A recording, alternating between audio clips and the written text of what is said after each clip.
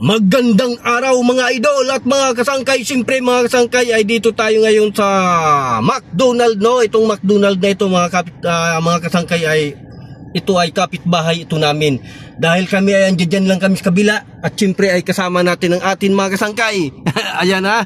At sila ay manglilibre daw kay kasangkay. At siyempre ang mahal ko ayan doon na ay mag-order daw. Ito ay bagong ano pa lang, kita nyo ay may ribbon pa siya. Ha? Kasi bagong open to mga kasangkay. Ito ay dito lang ito sa sitio namin mga kasangkay ha. Dito ay kapitbahay talaga namin itong McDonald na ito. Kaya dito na kami ay hindi na kami magpapa downtown kasi nga ay malayo pa yun. Tsaka dito ayan ang ating mga kita nyo nakapambahay lang si si Shamar at tsaka si Shinlet.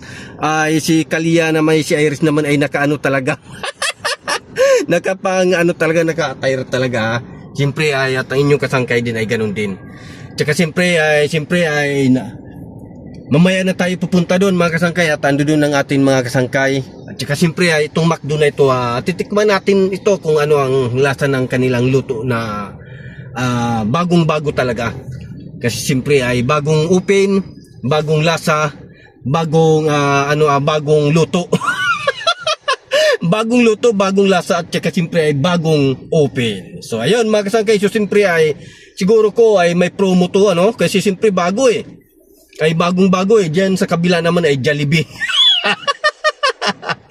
Hindi ko alam kung magkaaway ba yung mga may-ari nito bakit ba kung may Jollibee sa may McDo naman sa sa harap, sa kabila may McDo, sa kabila naman may Jollibee. Hindi ko alam ano bang problema nitong mga may-ari na ito. Bakit ganito na lang sila kainit sa isa't isa? Parehas din naman sa SM, kung may SM dyan, doon sa kabila may Robinson naman. Hindi ko rin alam kung magkaaway din mga may-ari niyan kasi kung may may mall dyan sa kabila, may mall din dyan sa kabila.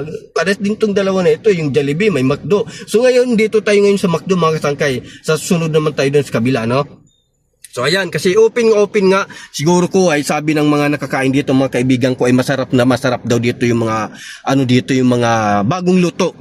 Tsaka yan daming Grab dito, Grab at tsaka yung mga nagpapa-deliver talaga yan kita yung daming motor, yan mga delivery talaga yan Yan kita nyo yan, mga delivery yan yan daming-dami Yan talaga.